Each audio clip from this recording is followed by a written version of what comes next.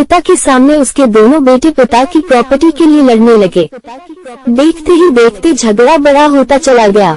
ऐसी परिस्थिति में पिता का रिएक्शन बड़ा आश्चर्यचकित करने वाला था, क्योंकि बेटों को लड़ता हुआ देखकर वो जोर जोर से हंसने लगा।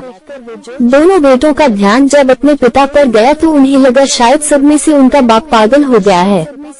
दोनों ही बेटे बाप के पास दौड़ कर आए।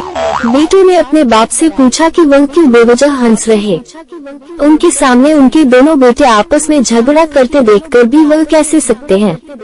पिता ने मुस्कुराते हुए कहा, मैं इसलिए हंस रहा हूँ क्योंकि तुम दोनों बड़ी तुच्छ चीजों के लिए लड़ रहे हो। मेरे पास तो यहाँ से भी कई ज्यादा कीमती प्रॉपर्टी अपने गांव में है। अगर तुम दोनों चाहो तो मैं तुम्हें वो प्रॉपर्टी दिखा सकता हूँ।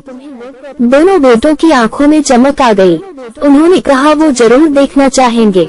अगले दिन बाप और दोनों बेटे कुछ सामान पैक करके गांव की बस में बैठकर अपने गांव के लिए निकल गए।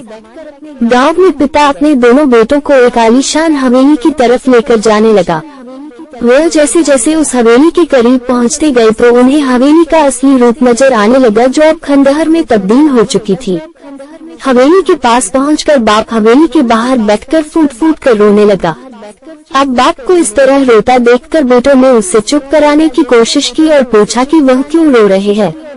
बाप ने कहा कि बरसों पहले मैंने इसी हवेली को पाने के लिए अपने भाई से झगड़ा किया था। भाई का दिल बड़ा था, उसने मुझे ये हवेली दे दी, लेकिन फिर वह मुझसे कभी नहीं मिला। अब वह विदेश में जाकर रहता है और आज तक उसने मुझसे कभी बात ही नहीं की। देखो, जिस हवेली के लिए मैंने पाने भाई के अनमोल रिश्ते को खो दिया, वह हवेली आज किस हालत में है। तुम दोनों भी वही गलती करने जा रहे हो जो मैंने बरसों पहले की थी। तुम दोनों भी उन्हीं तुच्छ सी चीजों के लिए लड़ने लगे हो जिनकी आगे जाकर रिश्तों के मुकाबले कीमत शून्य होगी।